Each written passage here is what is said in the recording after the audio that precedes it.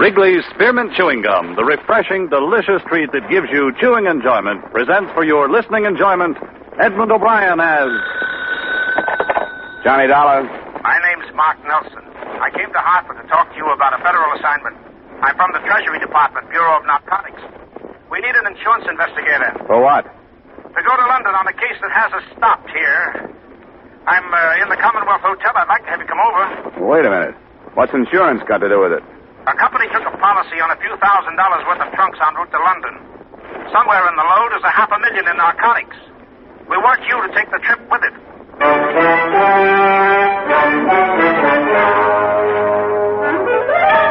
The makers of Wrigley's Spearmint Chewing Gum bring you Edmund O'Brien in another adventure of the man with the action-packed expense account. America's fabulous freelance insurance investigator. Yours truly, Johnny Dollar.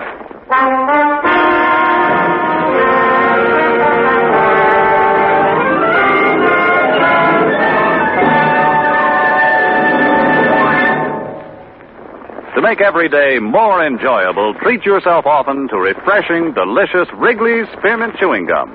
Here's a taste treat you can enjoy indoors, outdoors, at work, or at play. The cool, long-lasting mint flavor refreshes you. The smooth, steady chewing helps keep you fresh and alert. Adds enjoyment to whatever you're doing. Wrigley's Spearmint Chewing Gum. Healthful, refreshing, delicious.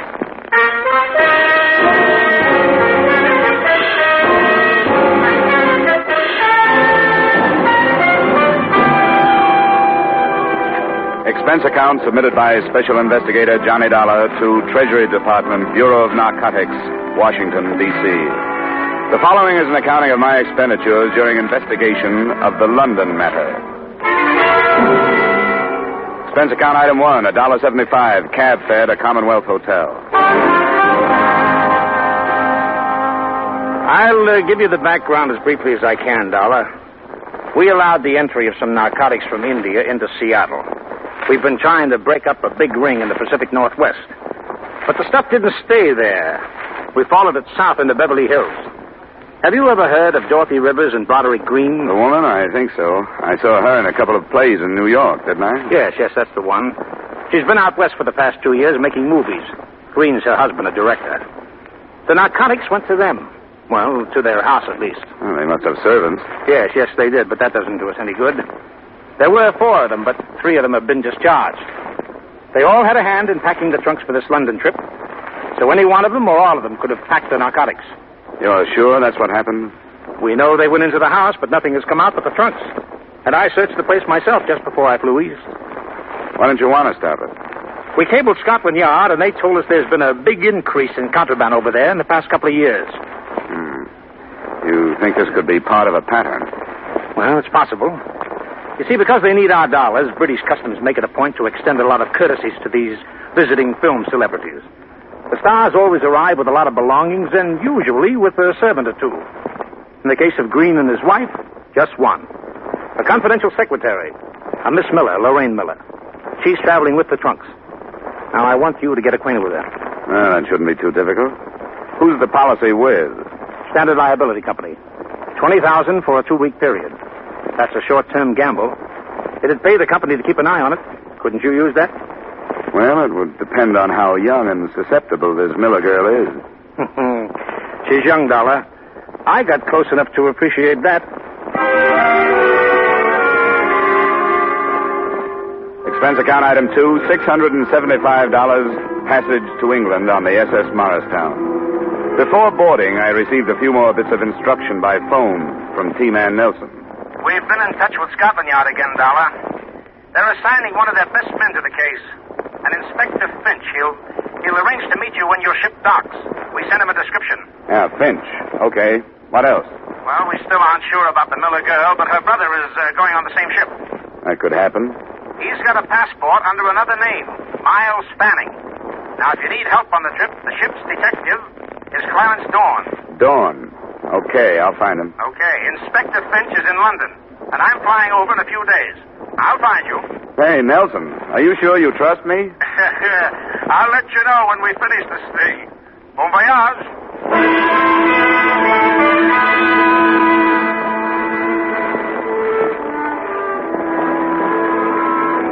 Expense account item 3, $8. Bar bill. I met Lorraine Miller in a small lounge on B deck as we left New York Harbor. She struck me as being young, all right, but susceptible only when she wanted to be. She had a face that didn't need much makeup and auburn hair that didn't need much messing with. Her hazel eyes were wide-spaced and seemingly candid, but they didn't tell me whether or not she knew who I really was. It must be an exciting job. Travel a lot? Meet interesting people? Yes, I once met a pig named Rollo who had eaten a diamond bracelet. Oh, really, Mr. Dollar? Hey, how long are you going to be in England? About a year, I guess. The Greens are going to make a picture with somebody's frozen pounds. It's a smart thing to do, you know. Everybody who is anybody has some frozen pounds. You don't like these people. If it shows, it's because of this martini before lunch. I'm glad you're here. So am I. You traveling alone? Yeah, but that's my line, isn't it? What do you have, a cabin or a suite? Cabin. Then it's my line. I have a suite. I'll go take a nap in the tub, and you meet me there at 5. There's a little bar, and I'll order some things, and you'll be able to get some music on the radio and have dinner there. Oh, I really shouldn't. Hidden away from the rest of the people. Sound of the ocean outside. You'll like it. If I could only be sure that Mother won't worry about it.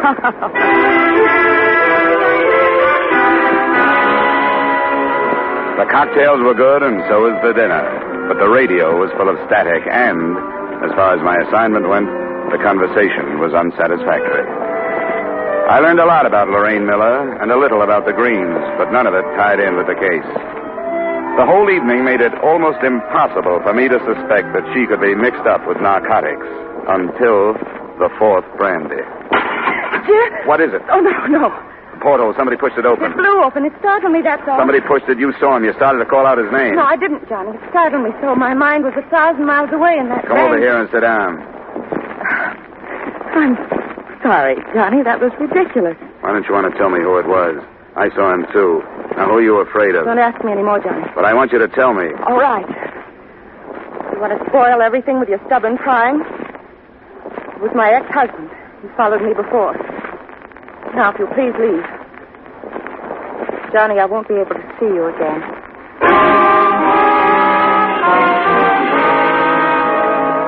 Selfishly, I was sorry it had to happen, but it meant progress. I knew it had been her brother outside the porthole, and she was covering up for him. The portly, balding ship's detective, Clarence Dorn, was sporting a well-worn flannel bathrobe and Congress gaiters when he let me into his cabin a half hour later. Well, welcome aboard, Dollar. They told me about you. Yeah, I looked for you up in the ballroom. I never bother with the ballroom the first night out. The con merchants are just picking their marks. The slick gamblers are softening the suckers by letting them win. Nothing you can get your teeth into first night out. Tomorrow I go to work. Sit down, huh? Yeah, thanks. Customs told me you might contact me. Always glad to help if I can. Thank you. There's a passenger aboard named Miles Fanning. Fanning, huh? I got a duplicate list here someplace. Faggett, Fallon, Fanning. Miles C. Fanning, number 22 on C. Yeah, that's the name. Do you know anything about him? Oh, let's see. I keep a notebook. Names of some of the hot ones that make the crossing.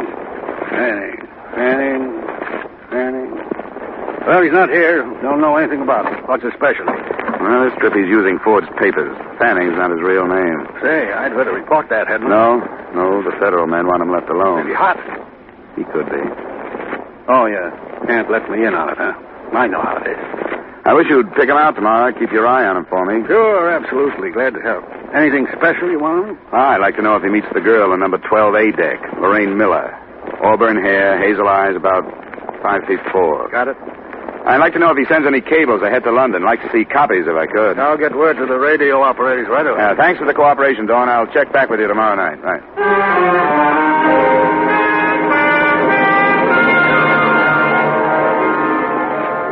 I checked back with him on the following 5 nights, and he had nothing to report. The days and evenings I spent as casually as I could, and never once saw the Miller girl. According to Dawn, she had her meals in a cabin and never left it. Her brother was pointed out to me, and I felt his eyes on me now and then, so I knew he recognized me. Then, the night before we were due to dock in Southampton, I was surprised in my cabin by an unmistakably feminine knock on the door.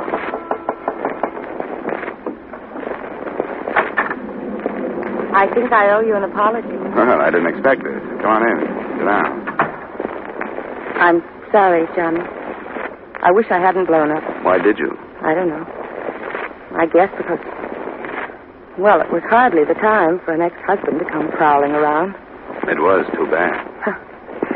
The trip that started out to be a loss, this one's turned into a big flop. Do you enjoy it? Well, I've met a lot of those interesting people, bridge players, deck tennis players, canasta players, fat old gossips with jewels, drunks, nothing like that. Yes? This is Dawn, Dollar. Yes, Mrs. Johnson. Huh? Oh, you can't talk. Yes, that's right. I'll make it short. They met after dinner. Fanning went to the Miller cabin. Oh? I'm awfully sorry, Mrs. Johnson. I couldn't make it tonight. A previous engagement, but thanks for calling. I'll stay on. I'm going to see you later. I hope you find somebody. Night. That was one of them. Could I fill in a contract? Mr. Johnson is seasick. We can get together in London, can't we? That sounds fine. I think we can work it out. I hope so, Johnny. I really do. Now I have to go. I want to get everything packed tonight.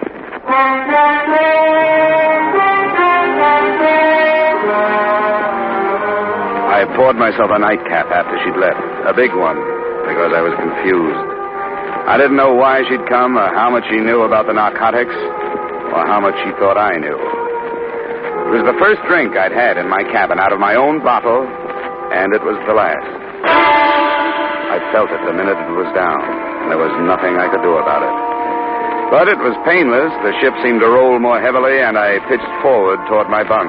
After that, the ship could have sunk, and I wouldn't have known about it.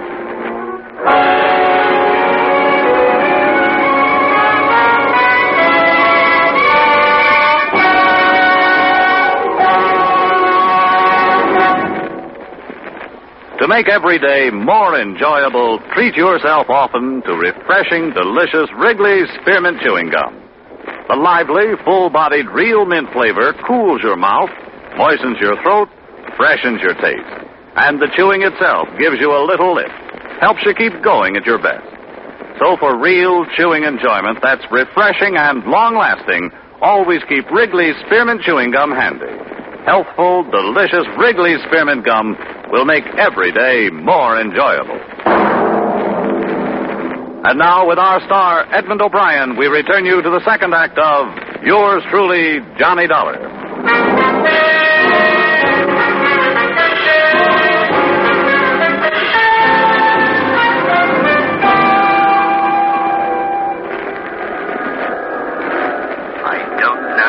I don't know. Great shock to the system. Yes, it must be. Sinister amount of opiate. Amazing resistance. Well, we'll try. There. I don't dare give him any more stimulant, Inspector, but this should bring him round. Rather an unpleasant arrival, poor chap. Yes. That did the trick.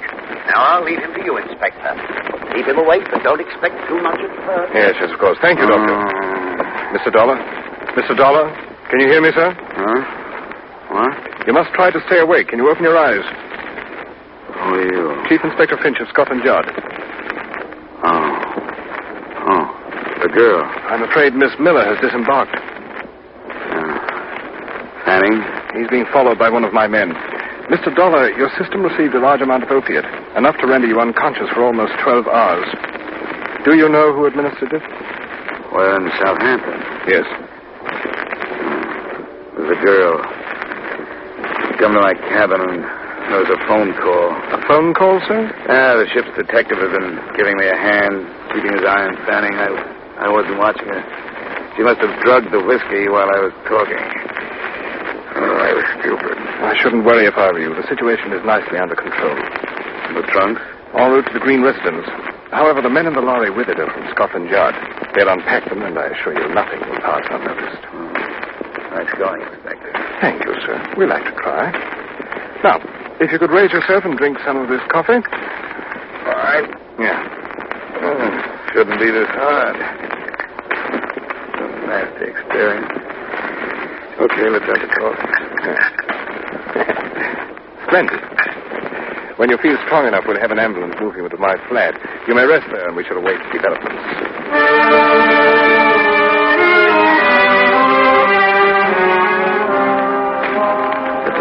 coffee, and a lot of time. But by early afternoon, we were in the inspector's flat, waiting for word. It came at 4:30. Yes? Mm-hmm. Huh? Are you quite positive? I see. Very well, Sergeant. Return to the yard. I'll phone you there if I need you. Mr. Dollar, is it possible that an error was committed on the other side, that the narcotics never left there? They didn't find them? No. After meticulous search. Oh, Treasury's not going to make a mistake like that with $500,000 worth. The narcotics left the States, all right. Perhaps they're still on the ship. May have got the wind up since you were aboard and discarded the original plan. I don't know. I suppose it's a thought. Right. I'll arrange for a search party at once. Inspector, who in London would be able to buy this amount of narcotics? That question had occurred to me. The answer shouldn't be too difficult to find. Perhaps you'd care to accompany me to my office while we try. We rather pride ourselves upon our efficiency.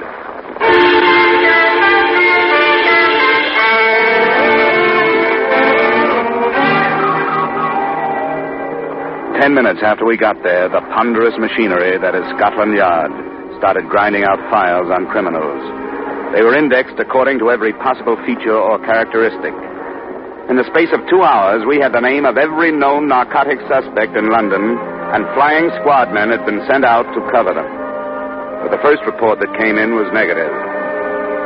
The ship had been searched without success. Then the phone rang again. Inspector Finch. Huh? Oh, yes, he's here. Mr. Dollar? Thank you. Oh. This is Nelson, Dollar. I just got in. Oh, good. Have you heard about the mess? Part of it. I went down to the ship. Dorn told me what happened to you. Are you all right? Yeah, sure, I'm all right, but the stuff got through. It's loose someplace here in London. The trunks? Unloaded and searched by Scotland Yard men, nothing. What about the girl? He's being watched. Anything on Miles Fanning? Well, the Yard's tailing him, too. Say, Nelson, are you sure the narcotics were put aboard the ship? Positive. But I'll get right on the transatlantic phone and get somebody to recheck the trail. I'm staying at the Empire. Call me if something breaks. Yeah, right.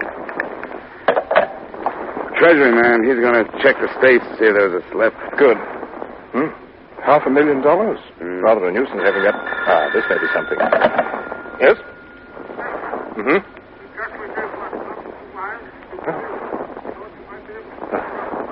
I see.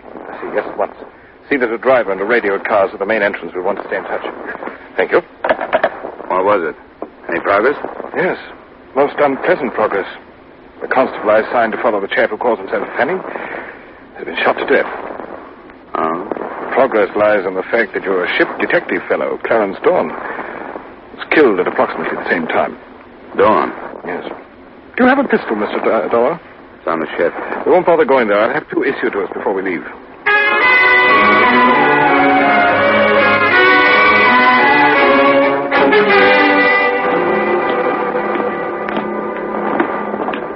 I spoke to Constable Wilde before he died, sir. He said he heard shots and ran into the house. By the time he reached the corridor, this Fanning bloke was leaving his room. He tried to stop him. I see. And Fanning? He bolted out the back way, sir. Did he say if he was carrying anything? No, sir. He... hold on a minute. That's what he was trying to say. Port, he said before he died. He was trying to say portmanteau. It's still expensive, Progress. That's the room, sir. Yes. The constable, hop down to the car like a good chap and ask the sergeant to radio in addition to the Fanning description. The fact that he's carrying a traveling bag. Yes, sir.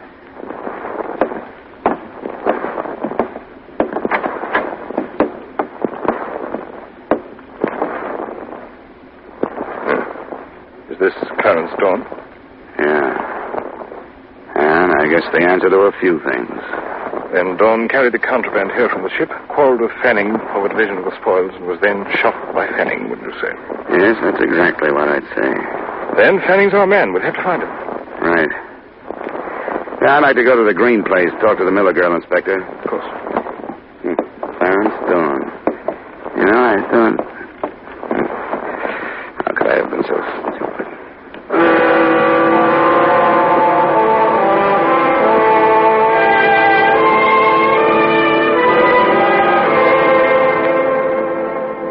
The Green residence was dark when we arrived, and there was no response to either the doorbell or our shouts.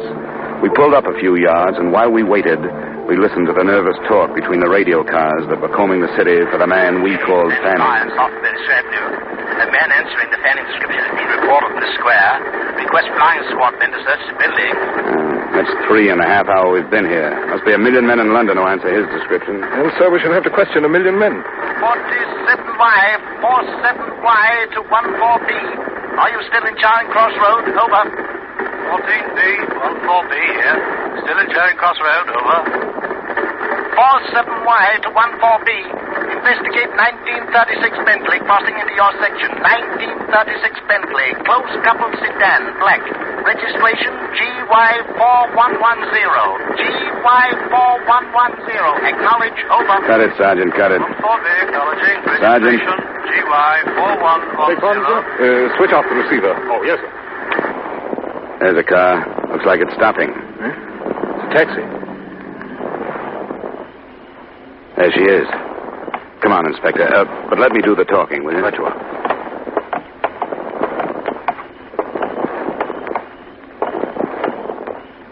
Lorraine? Who is it? Johnny.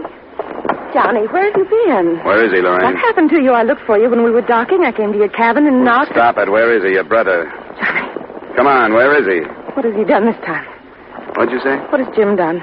You know what he's done. No, I don't. He wouldn't tell me.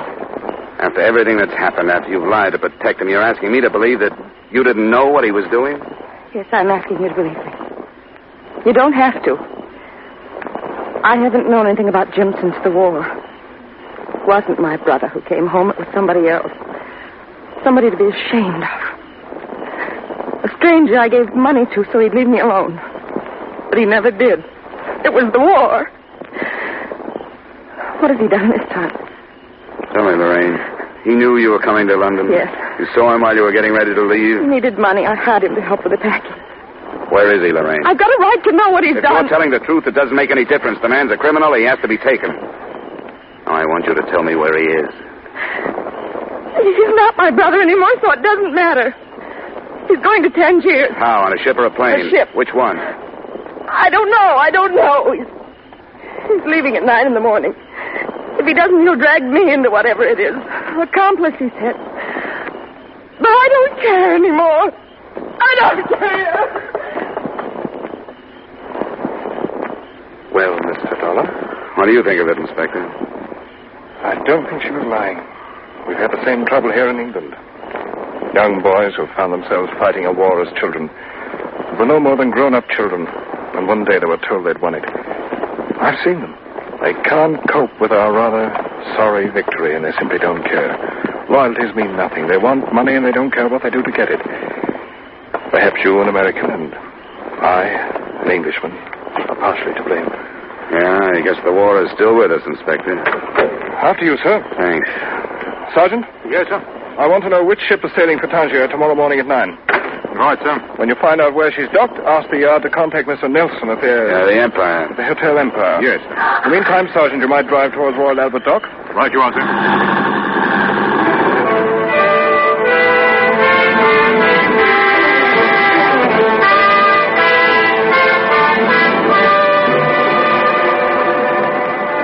The ship turned out to be the city of Bombay. Before we drew to a stop at Royal Albert Dock, we passed through what must have been half of the mobile police force of London. That must be Nelson's car. Yeah, there he is. Come along, Sergeant. We want you to stand guard at the gangway. Right, sir. Hello there, Dollar. I was beginning to wonder if you'd ever get here. It's only been 10 minutes, Nelson. This is Inspector Finch at Scotland Yard. Pleasure, sir. How do you do? Well, Mr. Dollar, Mr. Nelson, as you so quaintly put it on the other side, this is it? You're sure he's there? Oh, quite sure. Yeah, we got a radio report. And we hope they've cleared the ship of everybody else. Huh? We might as well go. Right you are. I'm ready.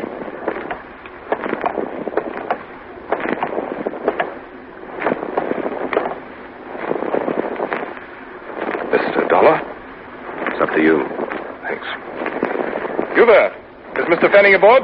Aye, he's aboard. Stay here, Sergeant. Right, sir. You received word from Scotland Yard? I did. Then you'll allow us to come aboard after him? You can come aboard.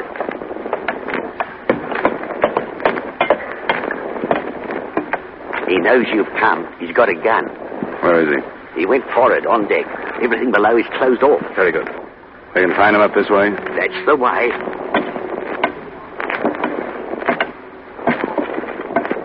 There's a winch up forward. Good protection. Down behind the hatch. Hey, Miller, Fanning, whatever you call yourself. Come on out. We've got the Treasury Department and Scotland Yard here, so come on out. He won't do it. He won't, Dollar. It's too late for him. I'm going to cross over to the other side while you cover me. May draw him out. Are we ready? Wait till I move down here. This is good. Good luck, Inspector. Use your head, Miller. Come on out. There he goes. Hold the bow. Don't let him get over.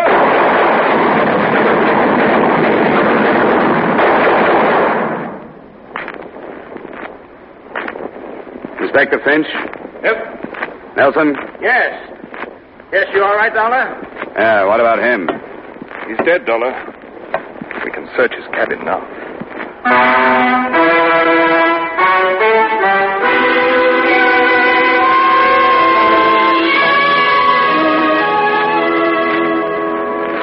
The traveling bag with its $500,000 contents was just inside Fanning's door. Expense account item 4, same as item 2. Transportation back to the States and Hartford. I saw Lorraine Miller once before I left. And I made her a promise I hope Inspector Finch will be able to keep. That only the name Fanning would make the official records in the front page, because the name Miller had already gotten more than it deserved. Expense account total, $1,580.20. Yours truly, Johnny Dollar.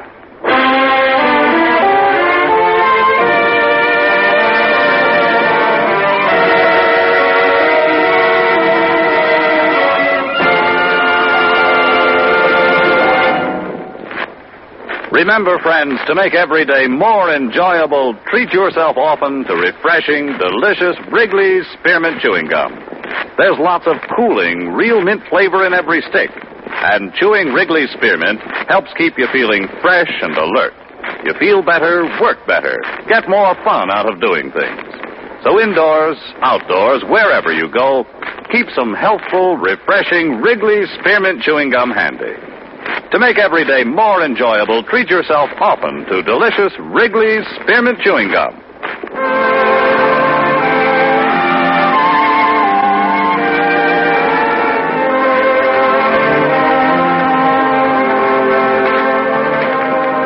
Yours truly, Johnny Dollar, brought to you by Wrigley's Spearmint Gum, stars Edmund O'Brien in the title role, and is written by Gil Dowd and David Ellis, with music composed and conducted by Leith Stevens.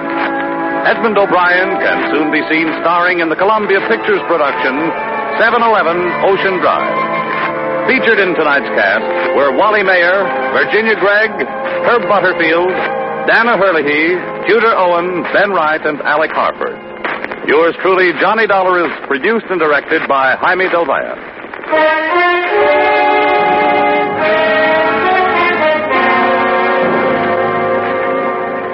The makers of Wrigley's Spearmint Chewing Gum hope you've enjoyed tonight's story of Johnny Dollar and that you're enjoying delicious Wrigley's Spearmint Chewing Gum every day. We invite you to join us again next week at the same time when, from Hollywood, Edmund O'Brien returns in another adventure of Yours truly, Johnny Dollar.